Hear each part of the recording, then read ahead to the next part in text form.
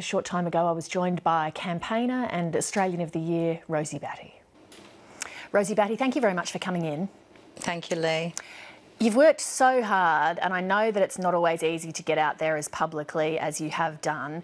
How encouraged are you by what you're now seeing in terms of the focus on domestic violence?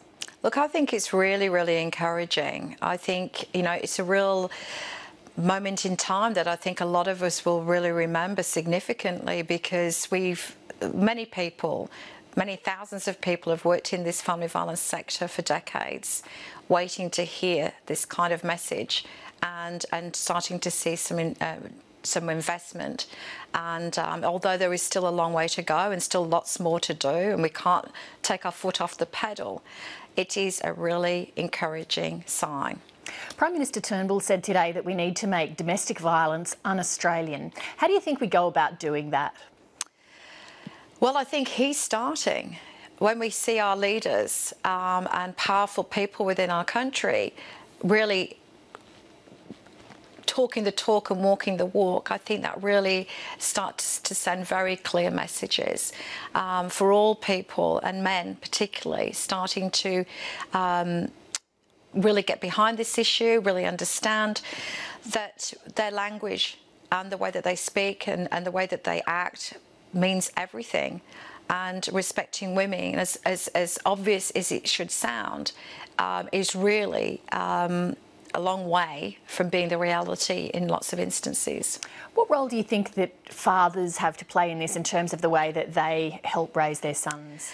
I think that's really a key point, because how you model respect in your relationship really clearly dictates how your children are going to see how they would model that in their future relationships.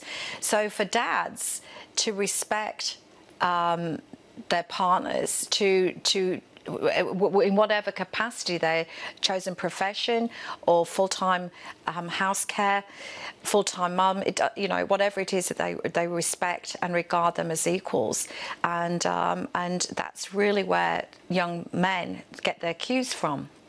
And how about schools? What sort of a role do you think there is for formal education in this sphere?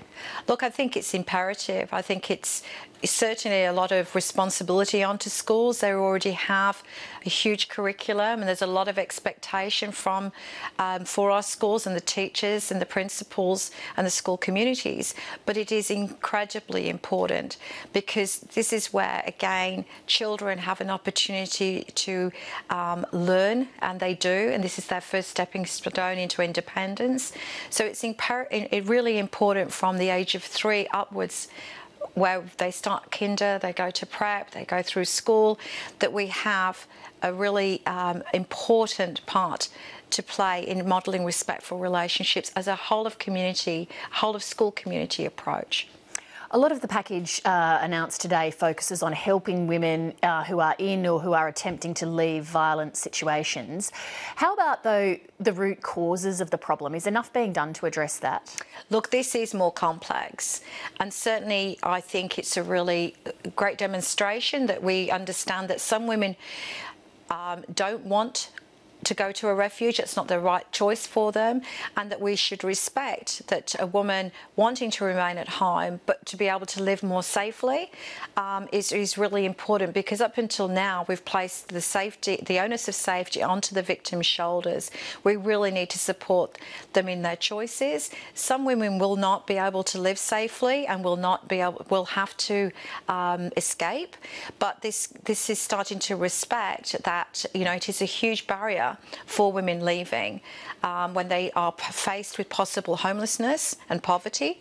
So I think that, and again, for the well-being of their children, to be able to remain in their home environment, to continue with their school and education, I think it's really important that we look at those solutions.